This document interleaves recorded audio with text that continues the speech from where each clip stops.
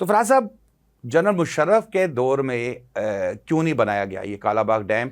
क्योंकि पाकिस्तान के अंदर तो सियासतदान तो कुछ वो 2.5 साल, जैसे कि आपने बताया, 2 साल 2.5 साल के होते हैं। तो जब जनरल मुशर्रफ आते हैं तो वो तो फिर काफ़ी लंबा टाइम के लिए आते हैं। तो वो इस तरफ क्यों नहीं आए अगर इतना ज़रूरी था कालाबाग डैम?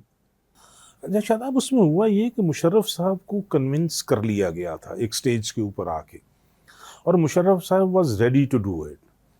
उसकी प्रेपरेशन भी हो गई थी ऑफिशियल लेवल पे। ये मुझे ज़ाती तौर पे इल्म है, मैं आपको इसलिए बता रहा हूँ।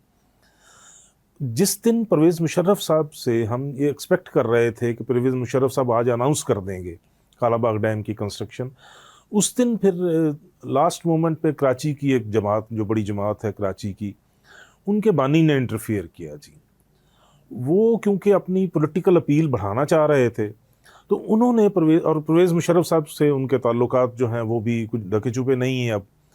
तो उन्होंने इंटरफियर किया अपनी पॉलिटिक्स बचाने के लिए कि वो एक नैरो बेस की बजाय वो बड़ा बेस बनाना चाह रहे थे सिंध में, अपना पॉलिटिकल बेस। उन्होंने इंटरफेयर करके परवेज़ मुशर्रफ साहब को रोका उस स्टेज के ऊपर आके, और उसमें फिर उन्होंने जो इंटीरियर का था सिंध का इलाका, वहाँ पे अपनी ये अपील बढ़ाई कि देखें, मैंने सिंध का ये कॉज जो है वो लड़ा है, मैंने सिंध को बचाया है, मैंने सिंध का पानी बचाया है। तो उसकी जो भी पॉलिटिकल माइलेज था वो फिर उन्होंने लिया। परवेज़ मुशर्रफ साहब की दफ़ा तो ये हुआ। बिल्कुल ठीक है। अच्छा, अब ये बताएं कि कालाबाग डैम फिर, क्योंकि जिस तरह वो 1953 से आप बता रहे थे ना, ये 53 से लोग कालाबाग डैम कह रहे हैं। आज मैं भी इस प्रोग्राम में कालाबाग डैम ही करता रहूँगा। इस पर अगर फॉर एग्जांपल बनाते, कितनी लागत आएगी और इसका बेनिफिट जो है वो क्या होगा? सर इसमें ना जी, जो हम लोगों ने को थोड़ा सा इस पे जो वापडा ने काम किया था ना जी, वो 2015 में आके इन्होंने एक रिहैश किया था इस सारी चीज़ को। उस वक़्त इसकी जो कॉस्ट थी वो तकरीबन $10 बिलियन की थी जी, जिसमें 1 साल का था प्री कंस्ट्रक्शन का पीरियड और 6 साल का गालिबन था कंस्ट्रक्शन पीरियड। सो 7 साल में $10 बिलियन पे। लेकिन ये मैं आपको 2015 की बात बता रहा हूँ, ठीक है जी। अच्छा, अब इसका बेनिफिट जो है, अच्छा वो फॉर्चुनेटली सबसे ज़्यादा सिंध को ही जाएगा जी। सिंध इस वक्त हमारे इंडस आर्म पे, जिसे हम तरबेला कहते हैं, उसका 70% पानी का यूज़र जो है वो सिंध है जी, ठीक है। अच्छा, पंजाब तो ज़्यादा डिपेंड करता है मंगला के ऊपर, वहाँ से भी पानी आता है, लेकिन उसका जो मेन बेनिफिशरी है इस सारी चीज़ का वो सिंध है जी। अच्छा, तरबेला में जैसे जैसे सिल्ट आ रही है उसकी कैपेसिटी कम होती जा रही है। सो होगा ये कि वक्त के साथ साथ अगर ये डैम्स, मैं सिर्फ एक डैम की बात नहीं कर रहा, मैं डैम्स की बात कर रहा हूँ, अगर ये डैम्स नहीं बनते तो Sindh will be the most sufferer. Reason उसकी ये है कि तरबेला में सिल्ट आ रही है, तरबेला की कैपेसिटी कम होती जा रही है दिन ब दिन, और तरबेला में जैसे मंगला को हमने रेज कर लिया, तरबेला में ऐसी कोई प्रोविजन मौजूद नहीं है। लिहाजा मेरा तो ख्याल ये है कि सिंध वाले भाइयों को चाहिए कि वो इसके लिए ज़्यादा प्रेस करें, क्योंकि उन्होंने ज़्यादा प्रॉब्लम में आना है। जैसे जैसे इसकी तरबेला की कैपेसिटी कम होगी, पानी कम होगा सिंध के लिए, ये इश्यूज बढ़ेंगे, और ये फिर नेचुरली हमारी जो फेडरेशन है उसको तंग करेंगे मजीद। लेकिन फराज साहब, ये मैं अभी देख रहा था, वो तो कहा जा रहा है कि जी इसका कालाबाग डैम बन गया तो सिंध को सबसे ज़्यादा नुकसान होगा और सबसे ज़्यादा फ़ायदा जो है इसका पंजाब को होगा, और सिंध को ये खदशा था कि इस चीज़ पर कि उनको उनके हिस्से का पानी ही नहीं मिलेगा।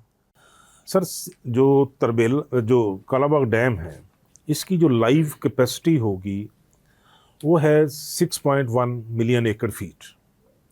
इसमें से 2.66 जो है वो सिंध को मिलना है, 2.6 पंजाब को मिलना है, और बाकी 15 जो 1.5 है वो बाकियों में तकसीम होना है। अब इसको देख लें कि बेनिफिट किसको है।